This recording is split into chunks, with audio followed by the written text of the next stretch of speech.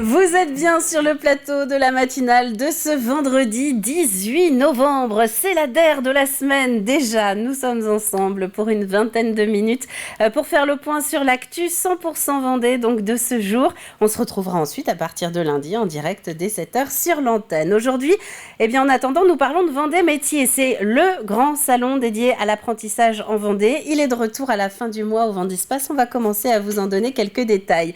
Nous parlons également ce matin des marchés de Noël et des marchands. Ces marchés de Noël, ils commencent doucement ce week-end et nous allons donc à la rencontre d'un des artisans qui va exposer du côté de Sainte-Cécile. On parle de sport aussi avec du football et le VHF qui se prépare à recevoir Guingamp demain. Et ouais, une équipe de Ligue 2 aux Herbiers ce samedi à 18h.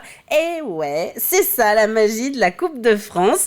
Côté chronique, nous retrouvons quelques idées de sortie, un aperçu du programme du jour aussi sur TV Vendée. Et puis la dernière ligne droite de notre jeu pour tenter, je vous le rappelle, de décrocher une petite place dans les coulisses de la matinale. Avant cela, un mot de météo. Oui, regardons la météo et ce vendredi plutôt maussade qui est annoncé. Peut-être un petit peu d'accalmie quand même ce matin, mais plutôt dans l'est des terres. Et encore, tout le monde n'est pas d'accord à ce sujet. Du côté du littoral, nous aurons de la pluie. Et comme l'un ne va pas vraiment sans l'autre cette semaine en Vendée, il y aura également du vent. Le détail des températures, c'est à la fin du journal. Cet après-midi, le temps perturbé va se généraliser. La moitié est, qui est plutôt à l'abri ce matin, mais je prends vraiment des pincettes, sera de nouveau arrosé en deuxième partie de journée. Le vent faiblit, il ne devrait pas dépasser les 50 km/h sur le littoral. On va regarder les horaires de marée du jour à présent avec nos 4 rendez-vous traditionnels, des coefficients toujours faibles. Nous sommes au plus bas de la période de mortes eaux, 32-36. Ça commence d'ailleurs tout doucement à remonter à partir d'aujourd'hui. La mer, elle, sera au plus haut en milieu de journée et au plus bas en début de soirée. Passons à notre carte des marchés avec tous nos rendez-vous du vendredi qui vont s'afficher, en tout cas nos rendez-vous ici en Vendée. Exemple à la Garnache, si vous êtes dans le nord-ouest vendéen, ça se passe place de la Mairie jusqu'en milieu de journée, jusqu'à midi d'ailleurs. La Guérinière aussi, ça c'est toute l'année, tous les vendredis matins, place des Lauriers, place de l'Église ou encore le Champ Saint-Père. Et là, c'est rendez-vous place de l'Église également. Pour l'éphéméride, c'est la Sainte Aude en ce 18 novembre. Bonne fête à vous les filles. Le soleil s'est levé ce matin en Vendée aux alentours de 8h10. Il se couchera ce soir à 17h28. On passe au journal.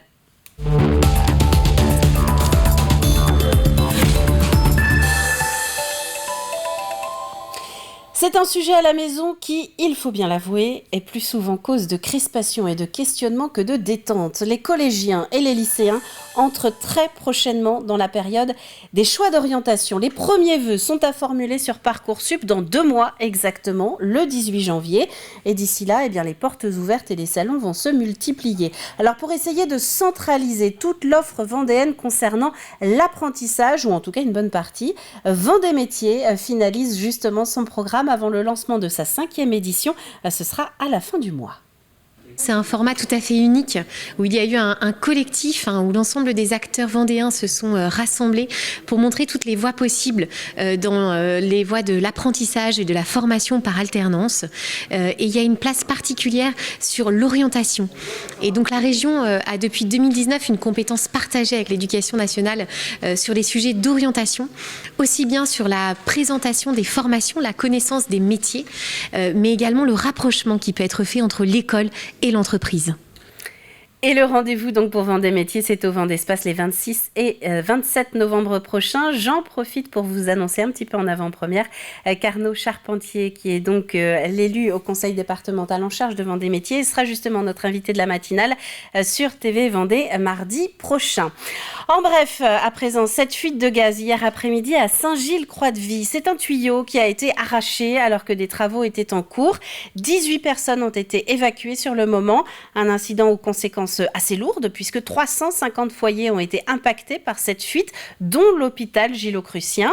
Des travaux d'urgence devaient permettre de rétablir le gaz justement chez ce dernier dès hier soir. Partout ailleurs, la situation devrait normalement revenir à la normale dans la journée. Un mot de politique également ce matin, et ce du côté de Belvigny. On a appris hier que le maire de la commune, Régis Plisson, demandait à démissionner de son mandat. Une demande actuellement sur le bureau du préfet. L'élu ne souhaite pas en donner les raisons précises.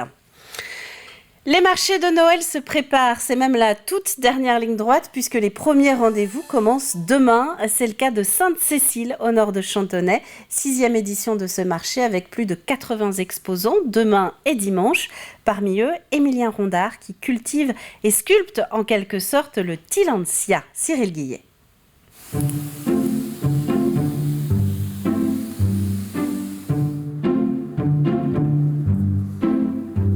C'est bien à l'abri des regards, dans cette serre qu'il a élaborée lui-même, qu'Émilien Rondard cultive ses Tillandsia, une plante tout droit venue d'Amérique du Sud.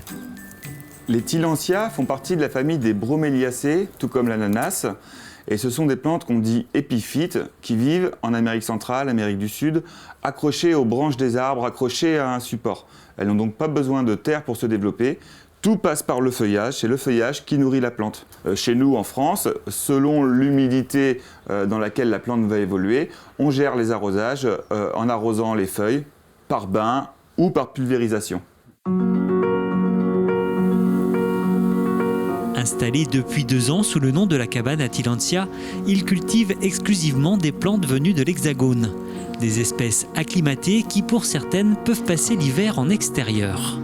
Elles fleurissent, différentes couleurs de fleurs. On a beaucoup dans les tons rose et violet, mais il peut y avoir aussi du jaune, du orange, des fleurs blanches. Et chaque espèce a ses propriétés. Des espèces qui fleurissent l'été, l'automne, beaucoup plus au printemps. Et même si vous avez l'occasion de me retrouver sur un marché de Noël cet hiver, vous verrez qu'il y a quelques espèces qui sont aussi en floraison d'hiver avec des très grosses fleurs pour Noël. Et ça va être très sympa. Donc cette espèce ici s'appelle Recurvifolia, ça sera une des stars sur les marchés de Noël avec une floraison exceptionnelle. À partir de ces plantes, il réalise des compositions minimalistes et poétiques, aux possibilités infinies. Et à l'approche de la période des marchés de Noël, la production va bon train. J'ai 2 grosses périodes dans mon année. Il y a le printemps avec les fêtes des plantes, où sont des enjeux importants, les amateurs de plantes qui viennent découvrir ou redécouvrir ces petites plantes, et les marchés de Noël, parce que ce sont des superbes idées cadeaux qui fonctionnent bien toute l'année, mais particulièrement à Noël. On offre une jolie plante, une belle composition, et très souvent on fait découvrir en plus une espèce végétale à la personne à qui on l'offre. La cabane à Tillandsia sera présente sur de nombreuses manifestations pour les fêtes de fin d'année. Des créations à retrouver notamment dès samedi à l'occasion du 6e marché de Noël de Sainte-Cécile. Alors, puisqu'on parle de Noël, ces images également aujourd'hui de saveur et nature. Vous vous souvenez peut-être de ce chocolatier de Montrevert dont nous vous avons parlé il y a quelques semaines. Il avait fait venir par voilier des fèves de cacao en provenance de l'île de Grenade. Une arrivée sous la pluie d'ailleurs dans le port de Saint-Nazaire fin septembre. Eh bien cette semaine, ces fameuses fèves convoyées sont travaillées et torréfiées. Elles vont finir en tablettes. On a voulu focaliser sur le goût du chocolat, donc une tablette fine, donc avec un chocolat à 74% de cacao. On l'a décliné avec de la fleur de sel et puis une recette un peu plus intense avec 88% de cacao. En fait, on va récupérer la pâte de cacao sur 2-3 jours. Ensuite, il y a le conchage à plus de 30 heures et après, il y a au moins une journée de coulage et l'emballage. Donc, il y a plus d'une semaine et beaucoup de métiers qui interviennent sur cette tablette de fèves de cacao. C'est une consécration pour un chocolatier et même pour toute l'équipe de Saveurs à Nature, que ce soit dans les bureaux jusqu'à l'emballage, jusqu'à l'expédition. Savoir qu'on fait des impacts sur l'environnement, c'est énorme. Et donc on prend tous plaisir à travailler ce chocolat-là, de la fève jusqu'à la tablette. Depuis la création de l'entreprise, on acte pour avoir une empreinte carbone vraiment minimum. Ça passe partout, ça passe par nos emballages, la composition de nos emballages, par nos consommations d'énergie. C'est vraiment une politique globale d'entreprise. On est une entreprise qui est quand même engagée en faveur de l'environnement, mais aussi en faveur de l'humain, que ce soit en interne auprès de nos salariés, mais aussi en externe auprès de nos producteurs. Un mot de football également ce matin avec les Herbiers qui s'apprêtent à vivre un week-end riche en émotions. Le VHF va accueillir demain Guingamp qui est actuellement 11e de Ligue 2. Ce sera le 8e tour de la Coupe de France. Nous entrons donc dans les 32e de finale. Et même si c'est encore un petit peu tôt, difficile évidemment de ne pas se mettre à rêver d'une nouvelle finale au Stade de France comme en 2018. La Coupe de France, c'est une épreuve particulière. Pour l'avoir aussi connue comme joueur. Maintenant, comme entraîneur, je la découvre, mais on en a déjà un petit peu parlé aujourd'hui à l'entraînement et évidemment, on s'attaque à la montagne, mais on y croit fortement parce que il n'y a que dans le foot où ça existe, les surprises, notamment en Coupe de France, donc il faut rêver. Et il faut se donner le droit de rêver, mais il faut surtout bien travailler, bien préparer les choses et on espère bien évidemment faire plaisir à toute une ville, à tout un club en pouvant et en espérant se qualifier. Très motivé, tout le groupe est très, très concerné, très motivé et puis on y croit vraiment donc on sait un petit peu comment aborder ce genre de match parce qu'on est passé par là les tours d'avant où c'était nous le gros contre des plus petites équipes, donc là on sait un petit peu aussi comment eux vont pouvoir aborder ce match, donc à nous vraiment de mettre beaucoup d'envie. J'ai eu la chance l'année dernière de faire un 16e de finale contre le Paris Saint-Germain, donc je sais quel moment... c'était un moment exceptionnel, donc si on veut revivre ça, là c'est déjà un très bon moment, contre une Ligue 2 c'est déjà un très beau match, donc si on veut revivre encore ce genre de match et de moments, il faut passer, on y croit et puis on va tout donner samedi. Et c'est un 85 chrono que vous pouvez retrouver à la demande sur tvvendée.fr. Les Herbiers Guingamp, le coup d'envoi c'est donc demain à 18h. Nous parlions tout à l'heure du lancement des marchés de Noël en cette fin de semaine. Eh bien voici sans doute de quoi faire plaisir également pour qui aime la Vendée et les belles pierres. Pauline Retailleau vient de sortir un ouvrage sur les quelques 300 châteaux que compte le département. 1000 ans d'histoire qui ont nécessité plus de 2 ans de travail. Une somme de photos et d'informations que Grégoire de Châtillon nous présente. C'est aux Herbiers, au château du Bois-Tissando, que l'auteur du livre nous a donné rendez-vous. Une bâtisse érigée en 1578. Pauline Retailleau, c'est son nom. N'y voyez aucun lien de parenté avec le politique Bruno Retailleau. La jeune historienne de l'architecture est depuis son enfance passionnée par les vieilles pierres. Pour elle, la Vendée est une terre de châteaux. On compte plus de 350 sites encore aujourd'hui, en élévation ou en ruine. Si on ajoute à ça les logis bas Poitevin, les maisons fortifiées, on est à quasiment 1000 sites. Donc je crois que oui, terre de châteaux. La sélection déjà s'est faite en focalisant sur les châteaux, même si la collection d'ouvrages s'appelle Châteaux, Manoirs et Logis. Là, on recentre le sujet uniquement sur les châteaux et les maisons fortifiées. Près de 300 châteaux et maisons fortes sont présentés dans cet ouvrage, souvent des propriétés privées construites entre le XIe et le XXe siècle. Parmi les plus connus, le château de Terre-Neuve à Fontenay-le-Comte, une pépite de la Renaissance. À Bourneau, vous y découvrirez cette surprenante imitation du château d'Azel-Rideau. À Bournezeau, cette bâtisse sur la droite, aux allures italiennes. Le but, c'était d'expliquer l'histoire architecturale du concept du château. Un livre richement illustré avec des photographies réalisées par cette historienne de l'architecture. J'ai forcément un regard sur l'architecture qui peut être différent de celui d'un photographe, pas forcément meilleur, loin de là. Mais où il y a des choses qui m'intéressent, qui interpellent le regard de l'historienne de l'architecture et qui interpelleraient peut-être moins le photographe. Donc c'était aussi la volonté, peut-être d'avoir des photos parfois un petit peu moins percutantes à l'œil, mais utiles pour le propos.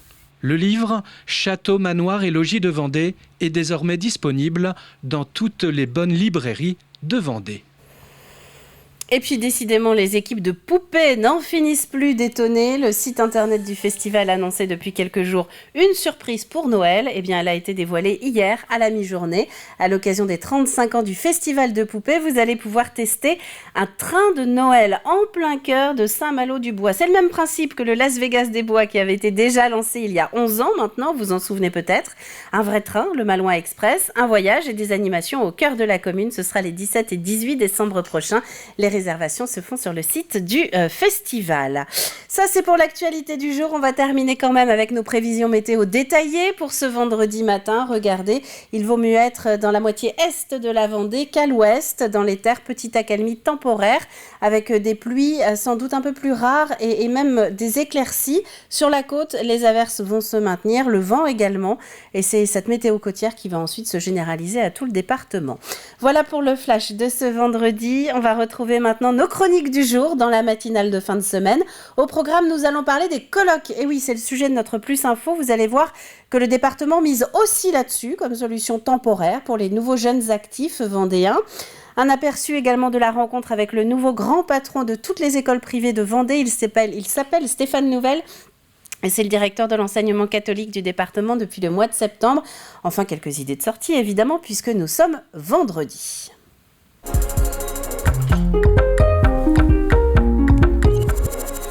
Alors oui, nous allons commencer avec notre Plus de l'info et ce nouveau partenariat qui a été récemment signé entre le département et Vendée Habitat pour développer des solutions de colocation. C'est un moyen supplémentaire, temporaire en général, pour permettre aux jeunes actifs de venir notamment s'installer en Vendée quand ils y sont embauchés.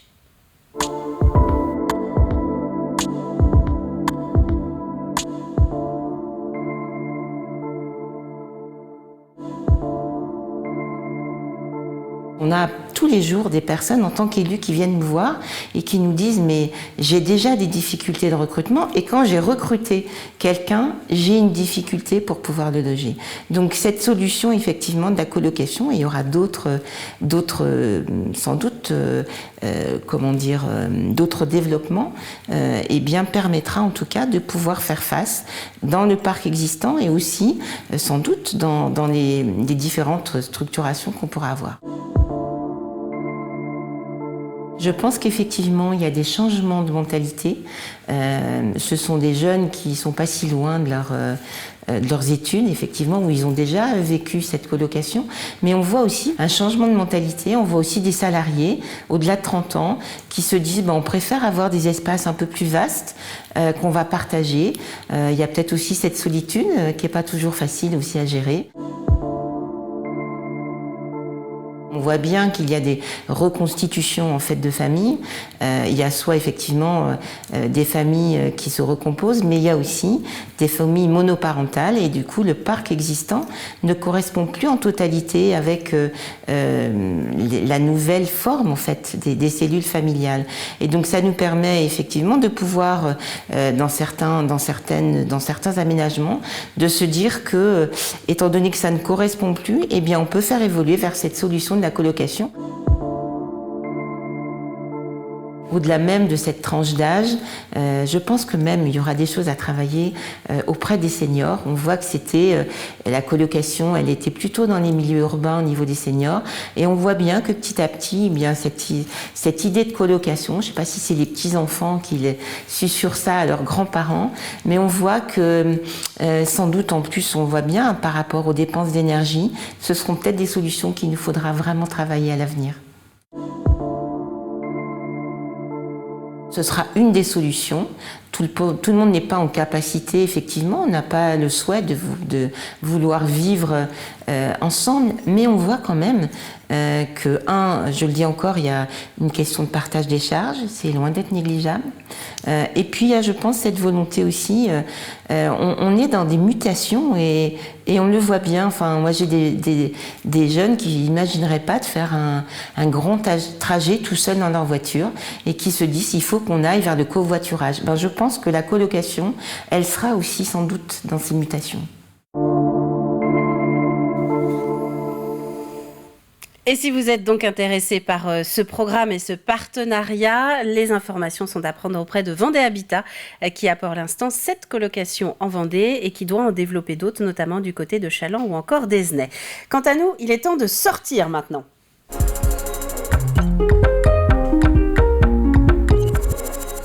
Alors encore quelques idées originales dans notre extrait d'agenda des sorties de cette fin de semaine, notamment la 3e édition du Festival du Marais Noir. Ça, c'est du côté de Soulan à la bibliothèque. Ça a commencé hier, il me semble, et le dernier jour, c'est demain de ce rendez-vous littéraire qui devrait plaire aux amateurs de polar.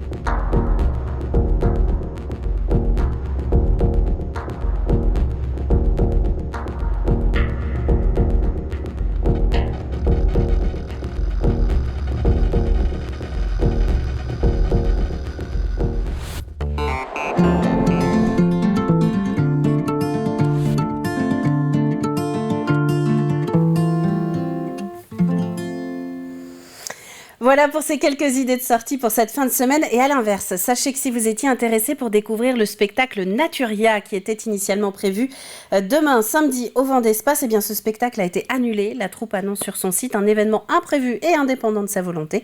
Il n'y a pas de nouvelle date fixée pour le moment. On va ouvrir le programme télé de TV Vendée maintenant. Et oui, c'est l'heure.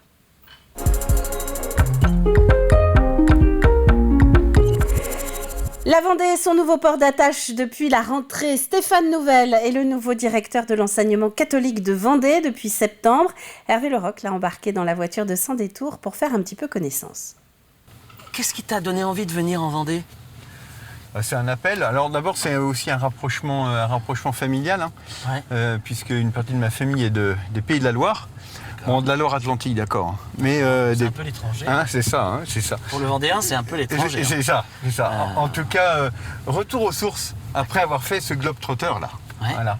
Donc une joie d'arriver là. Et puis c'était à la fois répondre à un appel, se porter candidat, et puis voilà, j'ai été appelé à arriver jusqu'ici. D'accord. Donc en tout cas une joie là, vraiment. Alors, moi je voudrais qu'on entame une chose, c'est que comme j'ai vu ton parcours, et que je pense que tu as fait un tour du nord de la France, on va dire. Oui, c'est ça. C'est plutôt ça. Ouais, nord, puis la Savoie, Lyon, Limoges. Ouais. Donc tu vois, là c'était un peu une transversale. Ouais.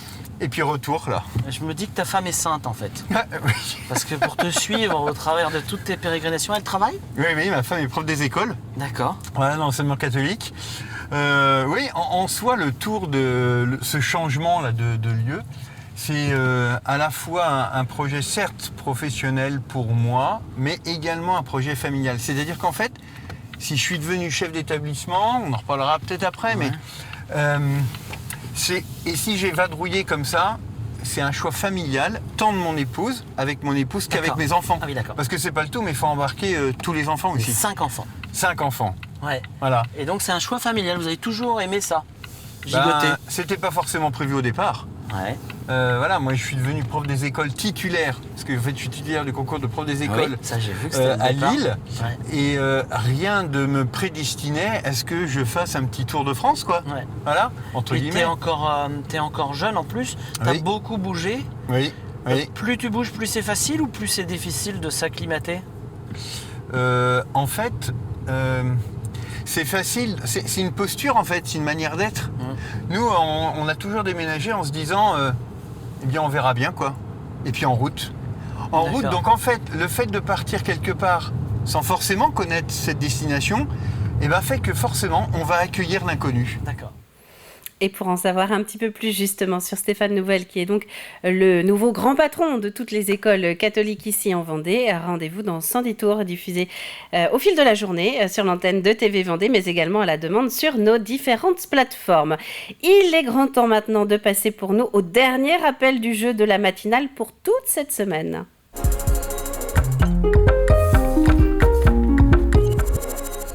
Je ne vais pas avoir le temps de vous rappeler l'ensemble des 5 indices que nous avons distillés depuis lundi. En revanche, je peux vous rappeler qu'ils sont à retrouver sur notre site internet tvvendée.fr ainsi que sur notre page Facebook. La question, en revanche, je vous la redonne.